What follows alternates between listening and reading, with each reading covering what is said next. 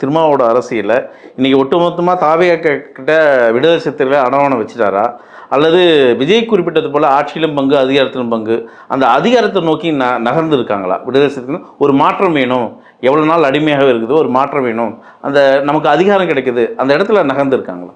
இல்லை, இது ஒரு தற்காலிக நகர்வு தான். நீங்கள் தாவேக தனிப்பெரும்பான்மை வந்து அவர்களை சேர்த்த மாட்டான், முடிஞ்சு போச்சு, ஒரு கதை முடிஞ்சு போச்சு. தனிப்பெரும்பான்மை அதே நிலைமை தான். திமுக எப்படி பார்த்ததோ அதே விஜயம் அப்படி தான் பார்ப்பார். அப்படிதான். ஏன்னா தலித்து வாக்கு திருமா மூலம் திமுகவுக்கு தேவைப்பட்டது. விஜய்க்கே திருமா இல்லாமே தலித்து வாக்கு வந்து சேர்ந்து விட்டது. இது ஒரு மாற்றமா இல்லையா?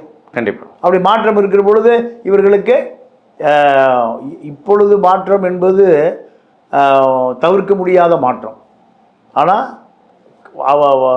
எதிர்காலத்தில் வரக்கூடிய பொது தேர்தலில் கூட்டணியாக இருப்பாங்க. அவர்கள் மெஜாரிட்டி வந்தால் இவர்களுக்கு மந்திரி சபை கிடைக்கும். இப்போ திமுக கூட்டணியை அந்த கூண்டை கலைச்சிட்டு இருக்காங்க. இந்த கூண்டை கலைச்ச பெருமை பாஜக போகுமா, விஜய்க்கு போகுமா, யாருக்கு போகும்? இது விஜய் தான் போகும். விஜய். பாஜக ரோலே இல்லையே. ரோலே இல்லை. பாஜக ஏன் அமைதியாக இருக்காங்க? பாஜக வேற ஒன்றும் பண்ண முடியல, அவங்களுக்கு தெரியுது. இங்கே சாயம் எடுத்து போச்சு, சாயம் வெளுத்து போச்சு, இனி ஒன்றுமே பண்ண முடியாது.